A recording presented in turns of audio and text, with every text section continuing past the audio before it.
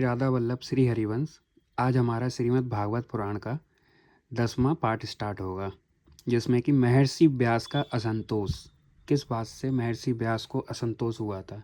और हाँ, अगर आपको नहीं पता तो मैं ये पूरी सीरीज़ बना रहा हूँ जिसमें श्रीमद् भागवत पुराण के 18,000 श्लोकों से बनी हुई ये महापुराण प्रतिदिन मैं एक पाठ करूँगा और आप लोगों के लिए प्रस्तुत करूँगा। आप लोग निरंतर बिल्कुल डेली बेस पे एक पाठ जरूर करें।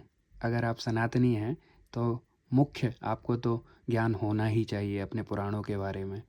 इसलिए चलिए शुरू करते हैं। श्री व्यास जी कहते हैं, उस दीर्घकालीन सत्र में सम्मिलित हुए मुनियों में विद्या वयोवृद्ध कुलपति ऋग्वेदी सोनक जी ने सूत जी की पूर्वोक्त बात सुनकर उनकी प्रशंसा की और कहा। सोनक जी बोले, सूत जी, आप वक्ताओं में श्रेष्ठ हैं तथा बड़े भाग्यशाली हैं। जो कथा भगवान श्री सुखदेव जी ने कही थी वही भगवान की पुण्यमयी कथा कृपा करके आप हमें सुनाइए। वह कथा किस युग में, किस स्थान पर और किस कारण से हुई थी? मुनिवर श्री कृष्ण द्वापायन ने किसकी प्रेरणा से इस परमहंसों की संहिता का निर्माण किया था? उनके पुत्र श्री सुखदेव जी बड़े योगी, समदर्शी, भेदभाव रहित संसार निद्रा से जगे एवं निरंतर एकमात्र परमात्मा में ही स्थित रहते हैं। वे छिपे रहने के कारण मूढ़ से प्रतीत होते हैं। व्यास जी जब सन्यास के लिए वन की ओर जाते हुए अपने पुत्र का पीछा कर रहे थे, उस समय जल में स्नान करने वाली स्त्रियों ने नंगे सुखदेव को देखकर तो वस्त्र धारण नहीं किया, परंतु वस्त्र पहने हुए व्यास जी को देखकर लज्जा से कपड़े पहन लिए थे।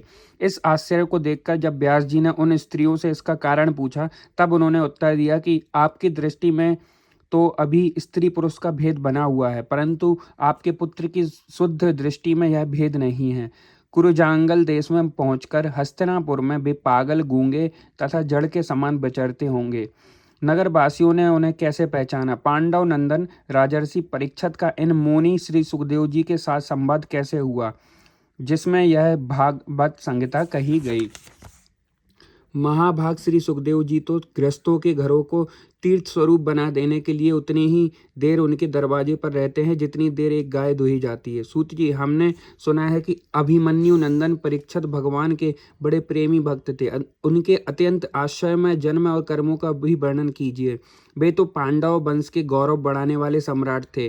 वे भला किस कारण से साम्राज्य लक्ष्मी का परित्याग करके गंगा तट पर मृत्यु पर्यंत अनशन का व्रत लेकर बैठे थे? शत्रुघ्न अपने भले के लिए बहुत सा धन लाकर उनके चरण रखने की चौकी को नमस्कार करते थे। वे एक वीर युवक थे। उन्होंने उस दुस्त्यज लक्ष्मी को अपने प्राणों के साथ भला क्यों त्याग देने की इच्छा की? जिन लोगों का जीवन भगवान के आश्रित है, वे तो संसार के परम कल्याण, अभ्युदय और समृद्धि के लिए ही जीवन धारण करते हैं। उसमें उनका अपना कोई स्वार्थ नहीं होता। उनका शरीर तो दूसरों के हित के लिए था। उन्होंने विरक्त होकर उसका परित्याग क्यों किया? वेदवाणी को छोड़कर अन्य समस्त शास्त्रों के आप पारदर्शी विद्वान हैं। सूत जी, इसलिए इस समय जो कुछ हमने आपसे पूछा है वह सब कृपा करके हमें बता दीजिए। श्री सुखदेव जी ने कहा, इस वर्तमान चतुर्युगी की तीसरे युग द्वापर में महर्षि पराशर के द्वारा वसु कन्या सत्यवती के गर्भ से भगवान के कलावतार योगीराज व्यास जी का जन्म हुआ। एक दिन वे सूर्योदय के समय सरस्वती के पवित्र जल में स्नान आदि करके एकांत पवित्र स्थान पर बैठे हुए थे।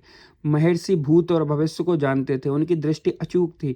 उन्होंने देखा कि जिसको लोग जान नहीं पाते, ऐसे समय के फेर से प्रत्येक युग में धर्म संकरता और उसके प्रभाव से भौतिक वस्तुओं की भी शक्ति का ह्रास होता रहता है।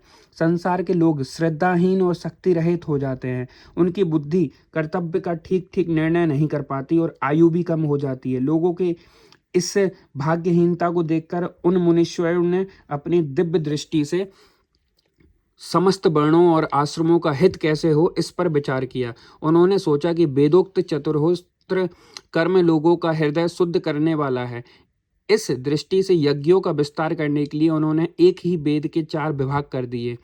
व्यास जी के द्वारा ऋक, यजु, साम और अथर्व, इन 4 वेदों का उद्धार पृथक्करण हुआ। इतिहास और पुराणों को 5वां वेद कहा जाता है। उनमें से ऋग्वेद के पैल, सामगान के विद्वान जैमिनी और यजुर्वेद के एकमात्र स्नातक वैशंपायन हुए। अथर्ववेद के प्रवीण हुए द्रोण नंदन सुमंतु मुनि। इतिहास और पुराणों के स्नातक मेरे पिता रोम हर्षण थे। इन पूर्वोक्त ऋषियों ने अपनी अपनी शाखाओं को और भी अनेक भागों में विभक्त कर दिया। इस प्रकार शिष्य प्रशिष्य और उनके शिष्यों द्वारा वेदों की बहुत सी शाखाएं बन गईं। कम समझ वाले पुरुषों पर कृपा करके भगवान वेद व्यास ने इसलिए ऐसा विभाग कर दिया कि जिन लोगों को स्मरण शक्ति नहीं है या कम है, वे भी वेदों का धारण कर सकें। स्त्री, शूद्र और पतित द्विजाति तीनों ही वेद श्रवण के अधिकारी नहीं हैं। इसलिए वे कल्याणकारी शास्त्रोक्त कर्मों के आचरण में भूल कर बैठते हैं। अब इसके द्वारा उनका भी कल्याण हो जाए, यह सोचकर महामुनि व्यास जी ने बड़ी कृपया करके महाभारत इतिहास की रचना की। सोनकादि ऋषियों, यद्यपि व्यास जी इस प्रकार अपनी पूरी शक्ति से सदा सर्वदा प्राणियों के कल्याण में ही लगे रहे, तथापि उनके हृदय को संतोष नहीं हुआ। उनका मन कुछ खिन्न सा हो गया। सरस्वती नदी के पवित्र तट पर एकांत में बैठकर धर्मवेत्ता व्यास जी मन ही मन विचार करते हुए इस प्रकार कहने लगे। मैंने निष्कपट भाव से ब्रह्मचर्य आदि व्रतों का पालन करते हुए वेद, गुरुजन और अग्नियों का सम्मान किया है और उनकी आज्ञा का पालन किया है। महाभारत की रचना के बहाने मैंने वेद के अर्थ को खोल दिया है, जिससे स्त्री, शूद्र आदि भी अपने कर्म धर्म का ज्ञान प्राप्त कर लेते हैं। यद्यपि मैं ब्रह्म तेज से संपन्न एवं समर्थ हूँ, तथापि मेरा हृदय कुछ अपूर्ण काम सा जान पड़ता है। अवश्य ही अब तक मैंने भगवान को प्राप्त करने वाले धर्मों का प्रायः निरूपण नहीं किया है। वे ही धर्म परमहंसों को प्रिय और वे ही भगवान को भी प्रिय हैं।